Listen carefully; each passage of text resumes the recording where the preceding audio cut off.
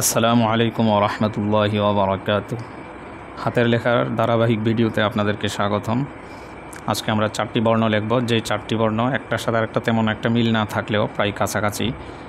আমরা প্রথমে যেই বর্ণটা লিখব সেটা হচ্ছে গ।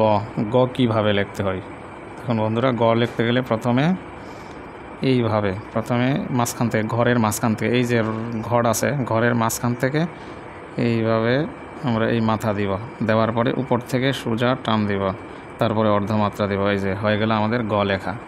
তারপরে ওই গড় মতোই, যদিও গনাস হুবহু, এই যে অর্ধেক ঘরে আমরা এই অর্ধেক ঘরে এভাবে টান দিব, দেওয়ার পরে এই যে বাকিটা গড় মতোই হয়ে গেল আমাদের প লেখা। অর্ধমাত্রা দিব, এই যে প।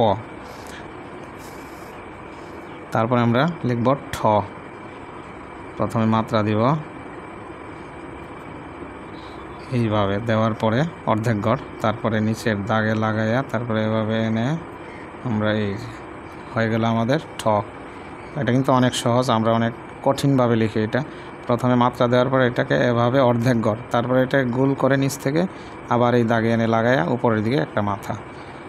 এরপর আমরা যে বর্ণটা লিখব সেটা হচ্ছে দন্ত স। দন্ত স লেখার জন্য আমরা প্রথমে মাত্রা দেব, মাত্রা দেওয়ার পরে মাত্রার এই জায়গা থেকে আমরা অর্ধেক ঘরে এই মাথাটা লিখব। তারপরে এটার একটু এখান থেকে নিয়ে উপরের দিকে তুলে এভাবে দিয়ে তারপর উপর থেকে সোজা নিচের দিকে হয়ে গেল আমাদের দন্ত স লেখা। তারপর আবারও দেখাচ্ছি, গ অর্ধেক ঘরে, ঘরের মাঝখান থেকে এইভাবে এই, তারপর উপর থেকে নিচে গ, তারপরে প, এই এভাবে দিয়ে তারপরে এভাবে উপর থেকে সোজা নিচে, তারপরে অর্ধেক মাত্রা যেটাকে আমরা বলি অর্ধমাত্রা। তারপরে মাত্রা দেওয়ার পরে এটাকে এখান থেকে অর্ধেক ঘর আনার পরে তারপর নিচের দাগে লাগাইয়া এভাবে এনে তারপরে এখানে লাগাবো, তারপরে এই মাথা দিয়ে দেবো, হয়ে গেল ঠ। তারপরে আমরা আবারও লিখছি দন্ত স।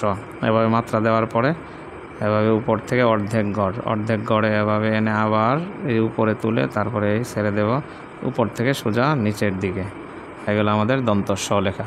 তাহলে আশা করি এভাবে প্র্যাকটিস করলে আপনাদের লেখা ইনশাআল্লাহ সুন্দর হবে। আপনারা প্র্যাকটিস করতে থাকুন ইনশাআল্লাহ।